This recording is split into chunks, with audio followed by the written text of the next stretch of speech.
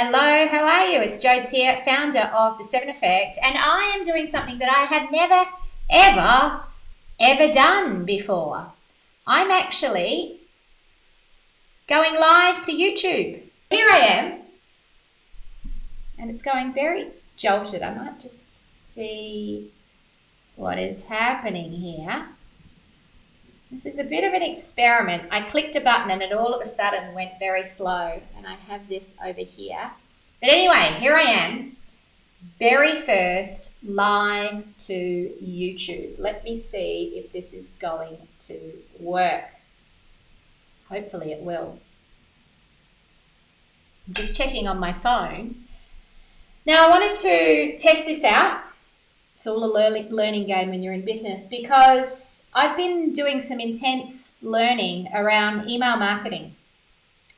We have a really good size email list, and I hired a team this year, an operations manager, a designer, and a videographer. And at the start of the year, I kind of dumped them into doing all my content marketing for me. And I stopped writing emails to our community. I stopped showing up as much on social media. And I just became fully booked with clients, which was a great thing. However, it's not the right thing to do just yet in my business. And I have had feedback from people saying, you know what the girls are doing is great, but it's not quite you, Jodes. Where are you? What happened to you? And so really good feedback from my clients to say, get back in the arena, my friend, and start showing up. So I spent the weekend really throwing myself into some online learning courses that I've got, and I'm reading marketing books, and I spent the long weekend really immersing myself into it. And it came back to me very strongly how much, number one, I used to love doing email marketing, and number two, how effective it was. A lot of people think email marketing is dead, but I can assure you it is still to this day one of the most effective, low-cost ways to keep yourself front and center in your target audience's phone, inbox, mind, and life. However, it is also an area that you can totally screw up. There is both an art and a science to email marketing. So what I wanted to do in this video is run you through 7 different emails that once you practice and nail will really help you up your email marketing game. The other beautiful thing that it'll do is it'll create a deeper connection with you and your community, and it'll give you a framework so that you never feel lost about what to write and how to write it. So grab a pen and a piece of paper and let's take some notes, shall we? Because this is helpful stuff, very helpful. The first email you're going to want to nail is your welcome email.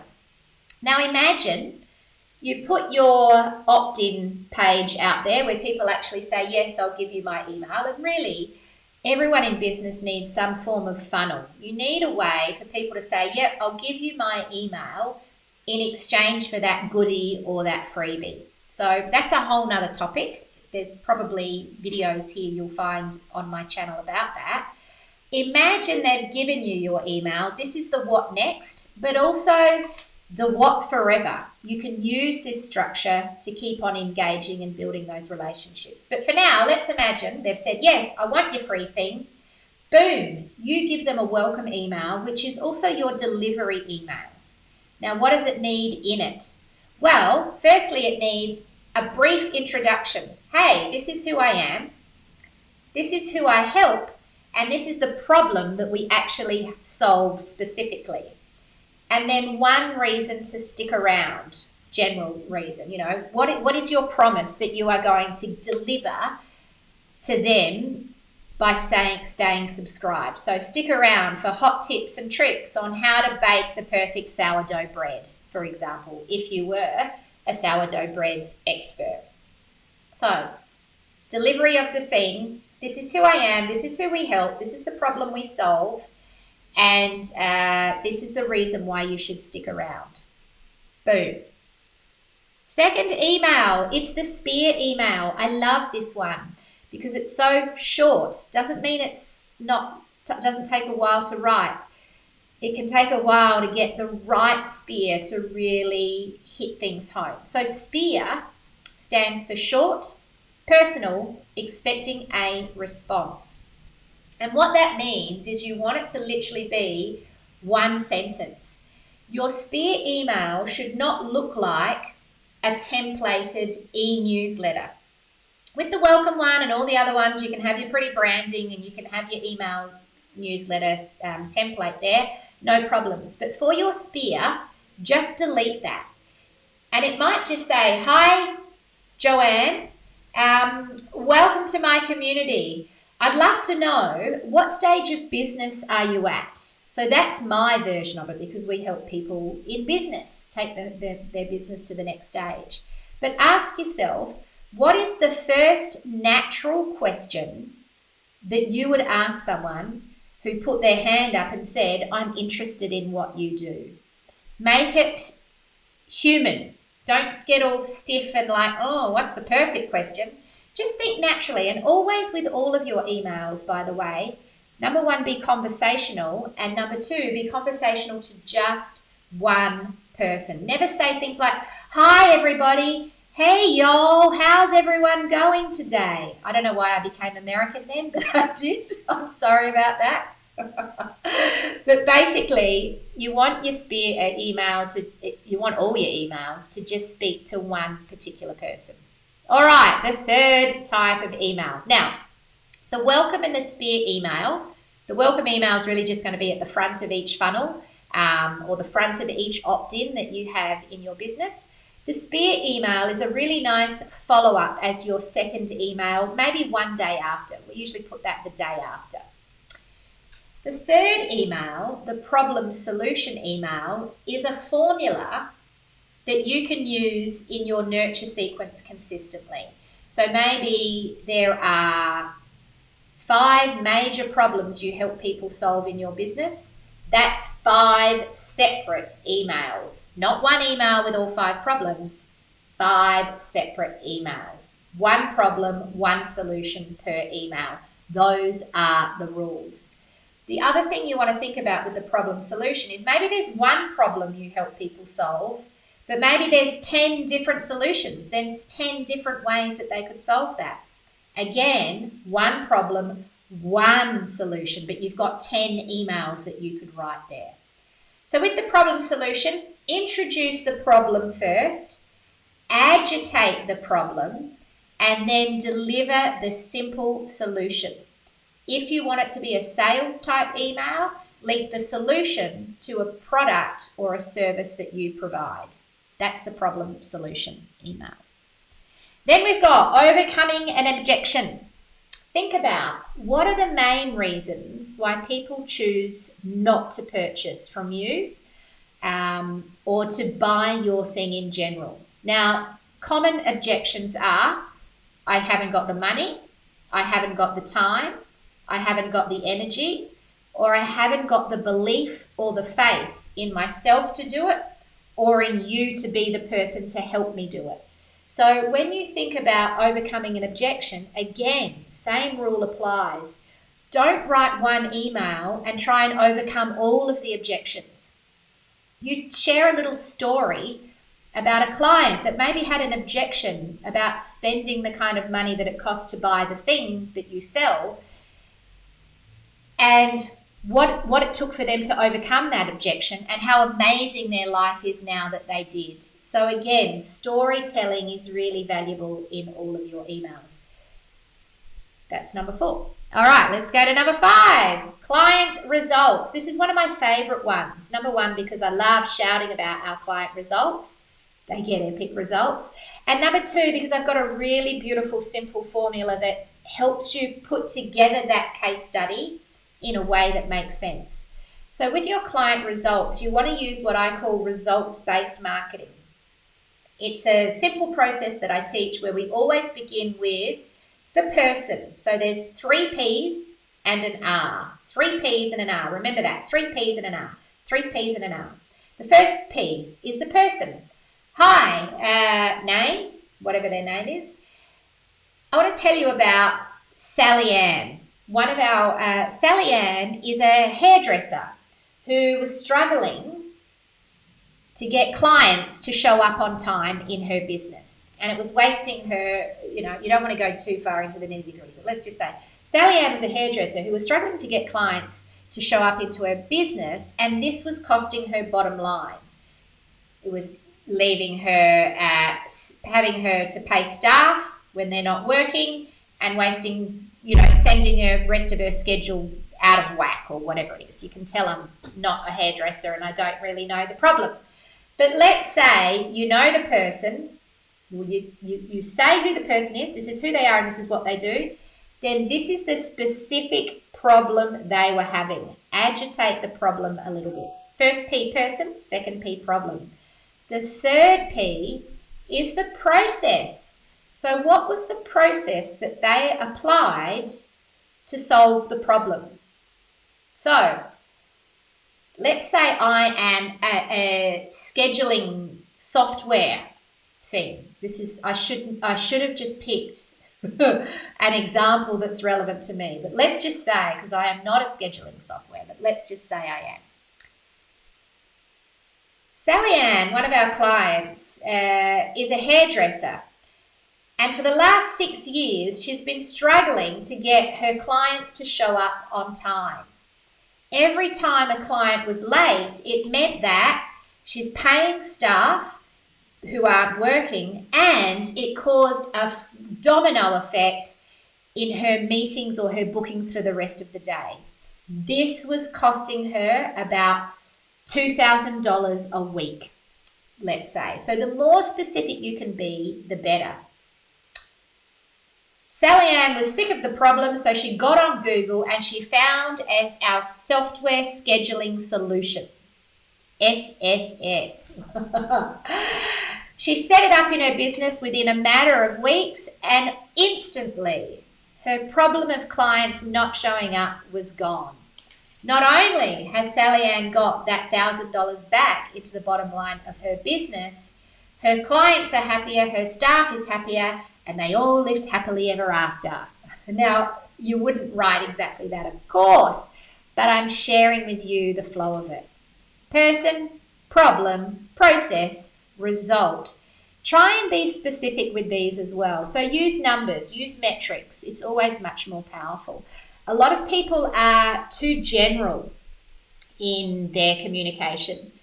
Sally Ann was frustrated with her business, so she sought our help. And within moments of us setting up our system, all of a sudden her problems were gone. But that's crap, because you don't know what the problems were. We don't know what the system was. It's all too general. Don't be general. Be specific. The paradigm shift. I love this because it's about looking at where is the thinking locked in your target audience. What are some limiting beliefs, or what are some stories that they tell themselves that can be completely busted and changed to have them get better results, or to see what you offer in a new light. Now, a good example of the paradigm shift is in our space. Our students come to us because we help people build a coaching and consulting business. The goal is 6 figures part-time, 50 clients or less. That's our formula. But when people start with us, they've often had a crack and they've started trying to go out and get clients on board, and they're either A, selling their time by the hour, or B, peddling cheap, low-value programs. So they're thinking like, oh, I'm trying to get someone to do my $500 course. It feels expensive to me at $500, and they can't sell it. Or they're trying to sell lots of 1 hours at $150. And it's exhausting because every sale means you need to get a new client and a new client to stay in business. So we take them through our process with the coaches calculator. There's a link to be able to get it down below if you'd like it. And basically, it creates a massive paradigm shift where they see straight away, if I really want to make it to 6 figures working part-time, I will never get there selling time by the hour or doing cheap, low-value programs. It's easier to sell a high-ticket item with the right positioning and marketing, and it's the only way to get to 6 figures working part-time. So that's just one paradigm shift that we can write about in our emails. But think about the stories that people tell themselves, the lies that they believe in that hold them back from achieving their goals. With your paradigm shift, you want to share, and this is with everything across the board, you want to share profound insights. Things are like, wow, no one's ever talked about that before. Wow, no one's ever got me to think about that before. Don't be obvious. So let's say you are a health coach and you think that you want to create a paradigm shift by getting people to be healthier. The answer is not eat better and exercise more and get more rest, because it's so obvious. We all know that. We need a paradigm shift of something that sits underneath those things, like a hack in your health or a profound insight of, I've never thought about that. A paradigm shift might be, have you ever considered that maybe it's not the food that you are eating, but the way you are eating it that is keeping you from achieving your weight loss goals? Research shows that when you eat slowly, you fill up more quickly and you automatically push your plate away earlier and eat far less. So it might be a paradigm shift where you go, okay, I hadn't really thought about that. Now that's pretty common sense or common knowledge these days, but in some circles it's not. Some people don't know that. And it's interesting. A lot of the time I struggle with this and people in our community struggle with this, and you think, but isn't this common sense? Doesn't everybody know this? No, there's a lot of stuff that's absolute gold that's inside your head that people don't know. But a lot of the time I see people try to get their message out by just being too obvious. And being obvious doesn't blow brains out and has people go, wow, that's really powerful. I need to take more notes of the things that you say. So that's the paradigm shift. And are you ready? Drum roll, please. Brrr. Should have it in my sound effects. Number 7, teach a tip. Now here's a hot tip for you on teaching a tip. Let's say you are in the garden industry, but you only sell herbs. You don't sell fruit trees, you don't sell fertilizer, you don't sell soil or even gardening tools. You just sell herbs. Now, you might think that all of those things around it could be tips that related to, this is a good shovel that I bought that's great for digging out my herbs, or here's some great secateurs that I love to nip off the herbs. This is really bad, but anyway, you'll get my point in a moment. You only want to teach tips that lead people to buy your thing. So you teach tips about planting herbs, keeping herbs alive, eating herbs, choosing herbs, herbs for healing, whatever it might be, but it's always got to be herb related. Sometimes people build their marketing engine with similar stuff. I sell herbs, but I talk a lot about spades and shovels and fertilizer. No. If you're an affiliate marketing person and you have a vested interest in talking about that stuff, then brilliant. But it's actually much better to go deep into the topic that links exactly back to what you are selling. It'll save you a lot of time, it'll create a deeper connection, and it will position you as the true master in your industry. So that's it for me, my very first live to YouTube broadcast.